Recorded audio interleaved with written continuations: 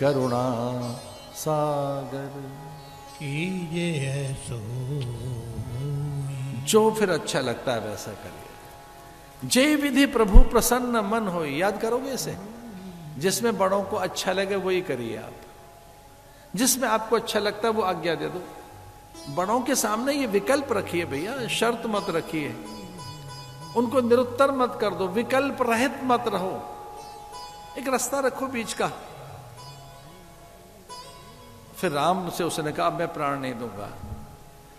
ना ना ना, फिर आपको जो अच्छा लगता है वो बताइए, मेरे लिए आज्ञा क्या है? जय विधि प्रभु प्रसन्न मन होई। जिस तरह से आप प्रसन्न होते हैं वो कर लीजिए। फिर आपको किस में अच्छा लगता है? राम ने कहा मुझे तो एक बात करने में अच्छा लगता है। क्या? बोले तुझे खड़ाऊं देने में मुझे अच्छा लगेगा, खड़ाऊं ले जा। और वो समझ गया कि इसमें राम का बल है, इसी में राम की सत्ता है। खड़ाऊं उठाई, माथे पे रखी और चल पड़ा अयोध्या में। जानते हो क्या किया? अयोध्या में एक बार नियम बनाया उसने आने का। नंदीग्राम में रहा वो। भोर में रामायण में आता है कि वो कभी मिला नहीं किसी को, कभी नहीं मिला। बस रिपुदमन शत्रुघ्न को मिलते थे। भोर में आते, नित्य प्रति पूजत पावनी, प्रेम न हृदय समाय, मांग मांग आयुष करे, राज काज बोभान।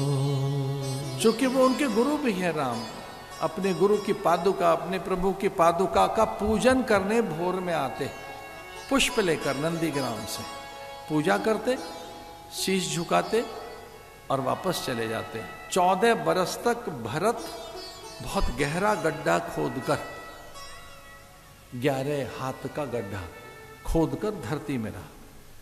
प्रभु रहेंगे वन में, मैं गड्ढे में रहूंगा, वलकल धारण करके।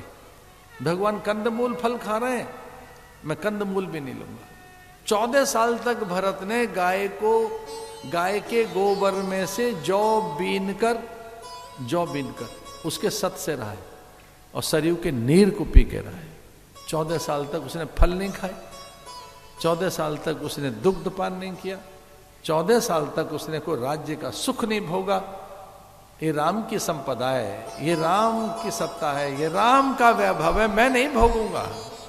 भरत वहां रहा है। कितना बड़ा त्याग है ये। जो गाय को खिलाए जाते थे उनको बीनकर गाय के गोबर में से उसका सत निकालकर उसे उबाल कर अग्नि में रखकर उसे 14 बरस तक भूमि शयन किया। बिस्तर पर नहीं, कुशासन पर, घास का आसन बनाकर। जब निद्रा आ रही है थोड़ी देर के लिए, उस पर प्रतिदिन गुरु पादुकाओं का पूजन, हरि पादुकाओं का पूजन। आतताई रावण का विनाश कर राम लौट आए थे अयोध्या में,